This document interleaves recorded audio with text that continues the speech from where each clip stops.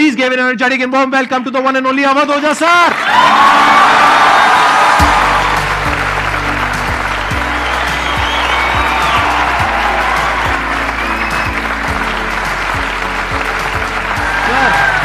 Hello sir, क्या हाल चाल?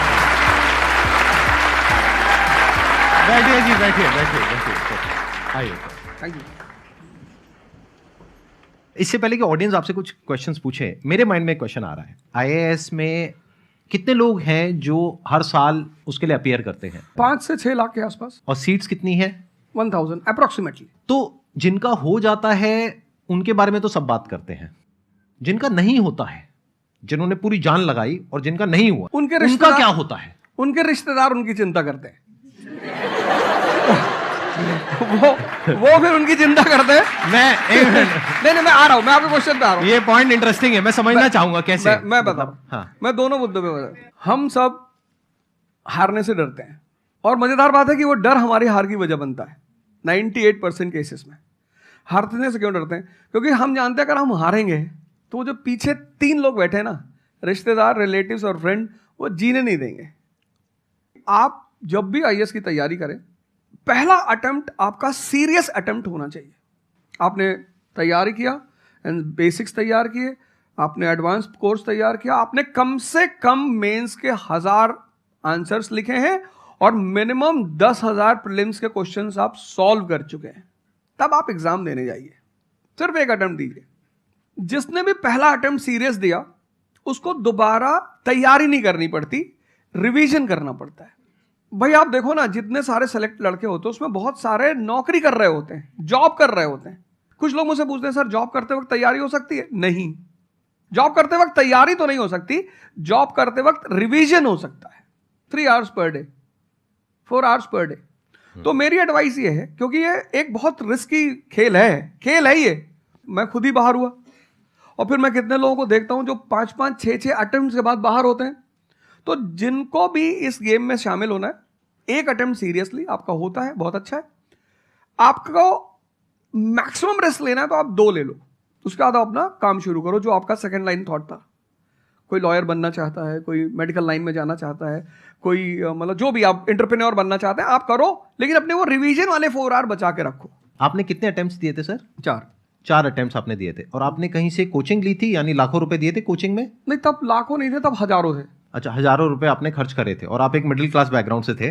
तो टोटल 4 साल में आपका कितना पैसा लग गया होगा? रहना, खाना, पीना, और आपने तो पूरी तैयारी करी होगी, साथ में कुछ और नहीं किया होगा? I think so. कुछ नहीं किया, बिल्कुल। तो कितना आपका 4 साल में अच्छा खासा पैसा? 5-6 लाख रुपए लगे। 5-6 लाख रुपए उस समय लगे। आज के समय पे अगर किसी को कोचिंग लेनी है तो आई थिंक इससे 3-4 गुना, 5 गुना आराम से लगेगा। तो 15-20 लाख रुपए उस इंसान का लग गया, और वो है एक मिडिल क्लास बैकग्राउंड से। अब वो कहीं ऐसा तो नहीं कि वो ना यहाँ करा ना वहां करा 4-5 साल बाद? हाँ, वही मैंने कहा कि अब आप, जब हमारे समय तो ठीक था, अब आप रिस्क पूरा नहीं ले सकते। You have to be cautious. अब इनको कॉशियस होना पड़ेगा कि ठीक है, जैसे बड़े सारे लड़के क्या करते हैं, वो 1-2 अटेम्प्ट ऐसे ही देते हैं। अब तो इनके पास 6 अटेम्प्ट है। ओबीसी हैं तो और ज़्यादा है, SC ST हैं तो और ज़्यादा है। और मैं कहूँगा आप किसी भी कैटेगरी से आते हैं, आप 2 अटेम्प्ट से ज़्यादा कभी मत मानिए। ये पॉइंट बहुत अच्छा है कि आइडियली आपको अपने माइंड में ये रखना है कि एक ही अटेम्प्ट है मेरे पास में, मैक्सिमम अगर आपकी फैमिली अफोर्ड कर सकती है तो 2 अटेम्प्ट है। उसके बाद में अपने काम पे ध्यान देना है, और इसको एज अ रिवीजन की तरह देखना है, मतलब इसको साथ साथ में चलाना है। ये नहीं कि अपने 5 साल या 6 साल लाइफ के सारे यहीं निकाल दिए और सारा पैसा घर वालों का लगा दिया, या उन्होंने खेत बेच दिया, या लोन ले लिया। ऐसी बहुत कहानियां मैंने सुनी है सर लोगों की, और बहुत ही दर्द होता है ऐसी कहानियां देख करके। ऐसे लोगों की जो कहानियां हैं वो उसको सुन करके बहुत ही बुरा लगता है अंदर से। चलिए आगे बढ़ते हैं जी। Sir, I wanted to ask how to fight the basically fear that we feel. Like there are many fears that we face, not only in studies but in each aspect of life. There is some kind of fear. How to fight that? How to come back? How to have that courage in life? Fear बड़ी प्यारी चीज है। हमने कुछ words को बड़ा negative बना लिया है। जैसे अब बच्चा है 2 साल का, उसको तो फियर होता नहीं, उसे कुछ पता नहीं, उसने कोबरा देखा, जाके पकड़ लिया। वो तो बाद में घर वालों ने देखा तो पता चला कि भैया कोबरा पकड़ के घूम रहा है। लेकिन हम बड़े हो गए ना, अब हम कोबरा देखेंगे तो वो हमारी बॉडी की जो मैकेनिज्म है वो हमें वार्न करेगी, अलर्ट करेगी। That is natural fear. वो अच्छी चीज है। जिस चीज की आप बात कर रहे हो वो फियर नहीं है, वो ओवर थिंकिंग है। आज का जो युवा है वो फियर से परेशान नहीं है, वो ओवर थिंकिंग से परेशान है। अब ये ओवर थिंकिंग क्यों है, उस फैक्टर पे आते हैं। ओवर थिंकिंग की वजह क्या है? ओवर थिंकिंग की वजह यह है कि आज का समाज इतना एक्सपैंड कर चुका है। You are outside your house, तुमको तुम्हारी दोस्त मिल गई कि मैं कल लंदन से आई, क्या लाइफ है लंदन में यार, और मैं तो ये कर रही वो कर रही। आपको लगा हम ही पागल है यार, आईएएस की तैयारी कर। फिर शाम को किसी फ्रेंड का फोन आ गया कि मैं तो अब ऑस्ट्रेलिया जा रही हूँ, मैं तो वहीं सेटल हो जाऊंगी। 90s में हमारे पास इतने स्कोप नहीं थे। हमारी जो लाइफ थी वहां ओवर थिंकिंग इसलिए नहीं थी, आपने भी सर देखा होगा, क्योंकि हमारे पास इतने स्कोप नहीं थे। आज तुम्हारी जनरेशन में यू हैव मल्टीपल फील्ड्स, मतलब इतने सारे फील्ड्स ओपन है। तो जब तुम घूम के चारों तरफ देखते हो और तुम देखते हो कि तुम्हारे ही साथ के लोग बड़ी सारी फील्ड में एक्सेल कर रहे हैं, काम कर रहे हैं, अर्न कर रहे हैं, तो तुम्हारा दिमाग भागना शुरू करता है। फिर क्या होता है, हमारे पेरेंट्स हमसे ज्यादा ओवर थिंकिंग करते हैं, क्योंकि बड़े हमको लेकर कॉशियस होते हैं। हाँ। एक हमने ओवर थिंकिंग की, हम अपना संभाल लें किसी तरह। हम घर के अंदर गए, मम्मी रो रही है कि वो निशा मिली थी, 20 लाख का पैकेज है उसका। दूसरा प्रेशर तुम्हारे ऊपर आ गया। ये जो प्रेशर्स हम मल्टीपल फेस करते हैं, तो एक तुम्हारा प्रेशर, एक माँ बाप का प्रेशर। पता लगा बुआ जी ने रात में फोन कर दिया, क्या कर रही हो जी? तुम सारे लोग प्रेशर से लड़ रहे हो इस वक्त, मल्टीपल फ्रंट पे। ये कोई फियर उयर नहीं है। ये प्रेशर दूर कैसे होगा, इस पे थोड़ी सी बात कर ले। जहां इंटरनल ताकत है वहां कॉन्फिडेंस है। आज का युवा क्या कर रहा है, बादाम का तेल लगा रहा है, बादाम की क्रीम लगा रहा है, बादाम का साबुन लगा रहा है, खा रहा गुटखा।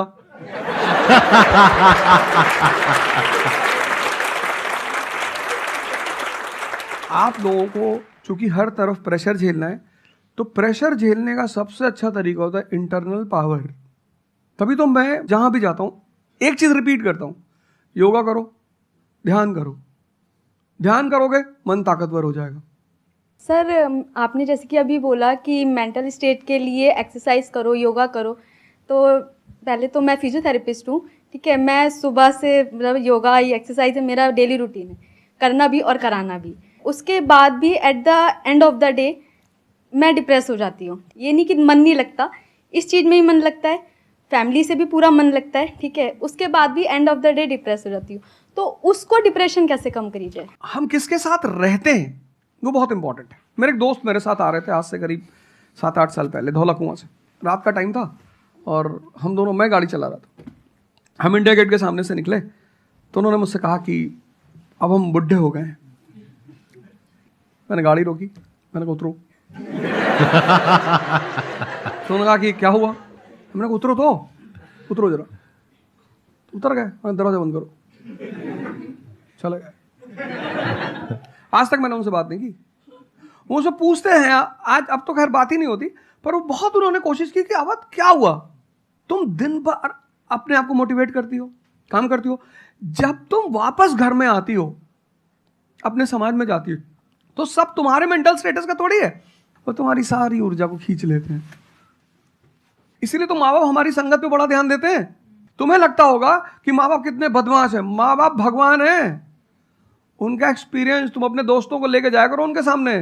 कोई अल्ट्रासाउंड क्या करेगा जितना माँ बाप करते हैं, कोई स्कैनर क्या करेगा? सही बात है, देख के कोई फोटो कैमरा क्या फोटो खींचेगी, देख के बता देते हैं। बहुत बहुत दुष्ट है ये, इसकी आंख के नीचे देखो यहाँ निशान है, बहुत दुष्ट है ये। और वो लॉजिक भी बड़ी अच्छी सी देते हैं, कोई कुछ भी देते हैं लेकिन बड़ा अच्छा सा लॉजिक देते हैं। तो ये हमारे साथ होता है। इसलिए हमें पहले गुरुकुल भेजा जाता था, और आज की हमारी सोसाइटी इसको सिर्फ नेगेटिव दिखाई पड़ रहा है। मैं अभी अब घर गया था, हमसे लोग कह रहे भैया 24 का चुनाव लड़ोगे? मैंने कहा यार पॉलिटिकल पार्टियां कह रही कि तुम सीधे प्रधानमंत्री बन जाओ।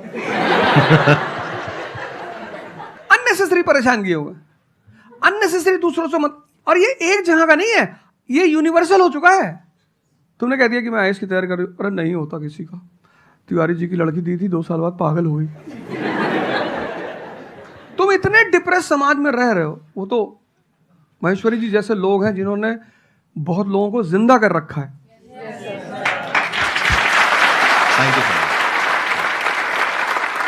जब आपको कोई सहारा नहीं होता, आपने टाइप किया संदीप महेश्वरी, एक वीडियो आ गया, आप रिलैक्स हो गए। जब आप इन्हें सुनते हो तो आपका टेम्परेचर हाई होता है। तो एक ही आदमी को आप सुनते हो ना जिससे टेम्परेचर हाई हुआ, हमको सुन लिया कुछ ज्यादा ही हाई हो गया।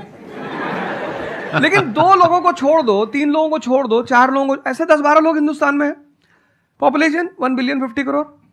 तो तुम 10 लोगों को सुनो और बाकी जो तुम्हारे साथ 500 जुड़े हैं वो तुम्हें तो नीचे ही ले जा रहे हैं। इससे बचो, अपनी सर्कल को थोड़ा सा रिजर्व करो। तुम किससे बात करते हो, कौन सा लिटरेचर पढ़ते हो, लिटरेचर पर ध्यान दो। जैसे मैं रश्मिरथ पढ़ता रहता हूँ, खाली हुआ, प्रसादों के कनकाब शिखर होते कबूतरों के ही घर। ये जो बड़े बड़े मकान हैं, कभी किसी बाज को यहां रहते हुए देखा? कबूतर रहते हैं। क्या लाइन है, प्रसादों के कनकाब शिखर, कितने मतलब महलों के जो बड़े बड़े शिखर, उसमें सिर्फ कबूतर रहते हैं। प्रसादों के कनकाब शिखर होते कबूतरों के ही घर, महलों में गरुड़ न रहता है, कंचन पर कभी न सोता। कंचन मतलब सोना। लग्जरी नहीं चाहिए।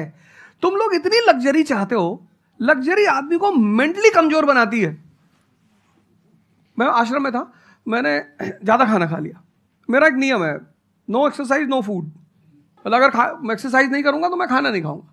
वहां एक बाबा जी, वो प्रेम में उन्होंने घी पे घी डालते चले, मैंने खा लो। फिर वो हुआ कि भाई यहाँ घूमेंगे, चारों तरफ जंगल है, डरा दिया इन लोगों ने। एक बार एक भालू एक आदमी की टांग काट के ले अरे मैंने कहा आज कोई भालू नहीं आएगा, मैं जाऊंगा। फिर मैंने 4-5 लोगों को तैयार किया अपने साथ, उनको थोड़ा मोटिवेट किया कि जंगल में घूमने से ऑक्सीजन लेवल बढ़ता है। वो लोग भी तैयार हो गए कि चलो। तो हमारे साथ एक साहब अमेरिका से आए हुए थे, वो भी वॉक करने निकले, बोले हम भी चलेंगे। मैंने कहा भाई साहब क्यों जा रहे हो? कहते हम भी चलेंगे। मैं उनका नाम नहीं लूंगा। 1 किलोमीटर के बाद उन्होंने मुझसे कहा मेरे बैग में यहाँ बहुत पेन हो रहा है। 1 किलोमीटर। तुम लोगों ने पता है अपने आप को कष्ट देना छोड़ दिया है। You are dying for luxury, you have become weak physically and mentally. थोड़ा सा कष्ट दो अपने आप को, थोड़ा टेम्परेचर हाई रखो, थोड़ा बड़े टेम्परेचर वालों के साथ रहो। हमने अपने आप को कष्ट, हम कौन सी नॉवेल पढ़ रहे हैं? Half girlfriend. अच्छी है, अच्छी है, अच्छी, मैं ये नहीं कह रहा हूं, मैं कुछ बोल देता हूं। अच्छी है मतलब आपने पढ़ी है।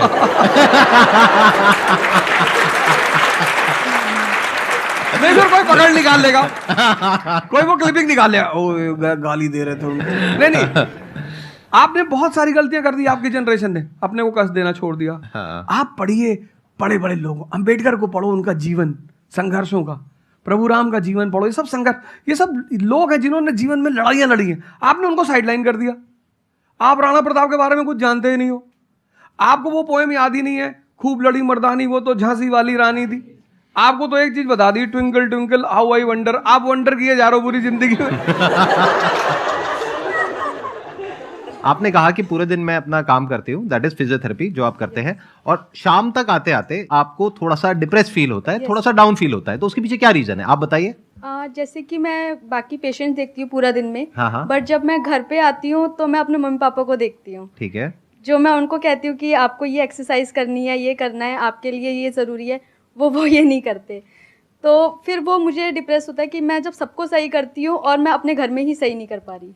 आप सबको सही नहीं करते हो, आप उन लोगों को सही करते हो जो आपके पास आते हैं। हाँ एग्जैक्टली। तो अगर आपके पेरेंट्स सही नहीं होना चाहते हैं तो उनको कौन सही करेगा?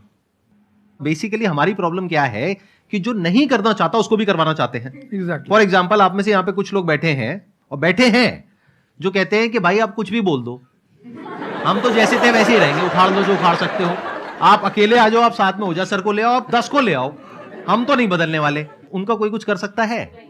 समझ गए? तो यहाँ पे किसका एक्चुअल में किसकी लाइफ बदलने वाली है? यहाँ पर हो सकता है कुछ साल बाद आप ही में से कोई यहाँ पर बैठा होगा, बट वो इंसान कौन होगा?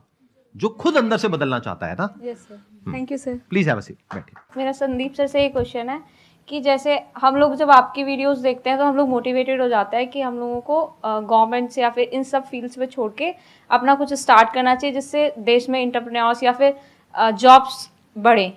फिर हम लोग देखते हैं आप लोगों को कि भाई यूपीएससी में एक ऐसी पावर होती है जो हम करना चाहते हैं वहाँ पे हमको डायरेक्ट पावर मिलती है। जैसे कि